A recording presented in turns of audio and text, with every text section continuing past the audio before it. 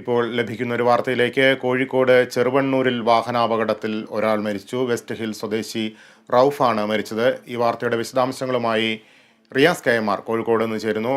റിയാസ്, എങ്ങനെയാണ് ഈ അപകടം ഉണ്ടായത്? ലിബീഷ, ഇന്ന് രാവിലെ 6:45 കൂടിയാണ് ചെറുവണ്ണൂരിൽ വാഹനാപകടം ഉണ്ടായത്. വെസ്റ്റിൽ സ്വദേശിയായ റൌഫ് ബൈക്കിലായിരുന്നു സഞ്ചരിച്ചിരുന്നത്. അദ്ദേഹം രാമനാട്ടുകര ഭാഗത്തേക്കായിരുന്നു പോകുന്നുണ്ടായിരുന്നത്. അദ്ദേഹം സഞ്ചരിച്ച ബൈക്കുമായി അദ്ദേഹം ഈ സ്കൂൾ വാനിനെ തൊട്ടുമുന്നിലൂടെ കടന്നുപോയ സ്കൂൾ വാനിനെ മറികടക്കാനുള്ളൊരു ശ്രമം നടത്തി. അതിനിടെ എതിരെ ഒരു KSRTC ബസ്സും വരുന്നുണ്ടായിരുന്നു. ഈ KSRTC ബസ്സിനും ഒപ്പം തന്നെ സ്കൂൾ വാനിനും ഇടയിൽ നിന്നും അദ്ദേഹം ബൈക്കിൽ നിന്നും തെറിച്ചു വീഴുന്ന രംഗമാണ് നമുക്ക് CCTV ദൃശ്യങ്ങളിൽ നിന്നും വ്യക്തമാകുന്നത്. ഒപ്പം തന്നെ ദൃക്സാക്ഷികളും അങ്ങനെയാണ് പറയുന്നത്.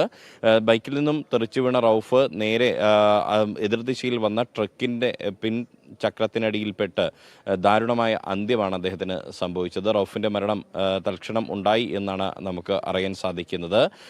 ഇദ്ദേഹത്തിൻ്റെ മൃതദേഹം ഇപ്പോൾ കോഴിക്കോട് മെഡിക്കൽ കോളേജ് ആശുപത്രി മോർച്ചറിയിൽ സൂക്ഷിച്ചിരിക്കുകയാണ്.